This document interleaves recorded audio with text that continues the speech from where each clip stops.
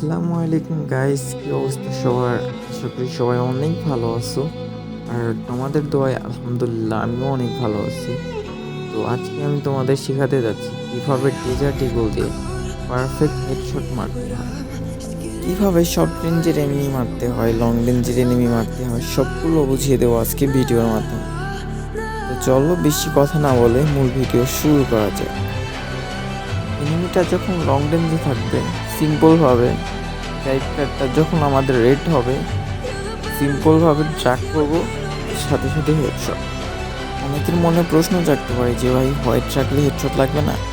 লাগবে, তবে রেড রাখলে হেডশটের চান্সটা আমাদের খুব বেশি থাকে। তো এখন আমরা আসি কীভাবে শর্ট রেঞ্জের এনিমির হেডশট মারতে হয়। সিম্পলভাবে ক্যারেক্টার যখন হোয়াইট থাকবে, একটু ড্রাগ করবো, হেডশট। তাহলে এখন আমরা চলে যাই সেন্সিভিটির দিকে।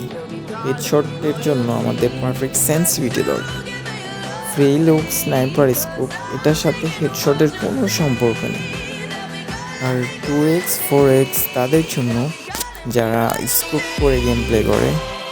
আর তোমরা যদি চাও তাহলে আমি নেক্সট ভিডিওতে এই স্কোপ নিয়ে একটা ভিডিও আপলোড দেবো, কীভাবে স্কোপ করে হেডশট মারতে হবে। তো এইবার আসি ভিডিওর মূল টপিক নিয়ে।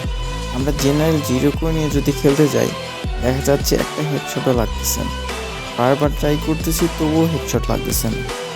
তো আমাদের পারফেক্ট জেনারেল দরকার। তো এইবার আমি আমার ফোন অনুযায়ী জেনারেল আর রেড ডটটা 185 করে রাখতেছি।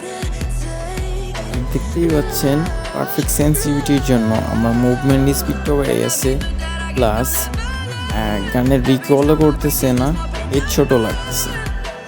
তো এটাই ছিল আজকের মূল ভিডিও। তো দেখা হচ্ছে আবার নতুন কোনো ভিডিও নিয়ে।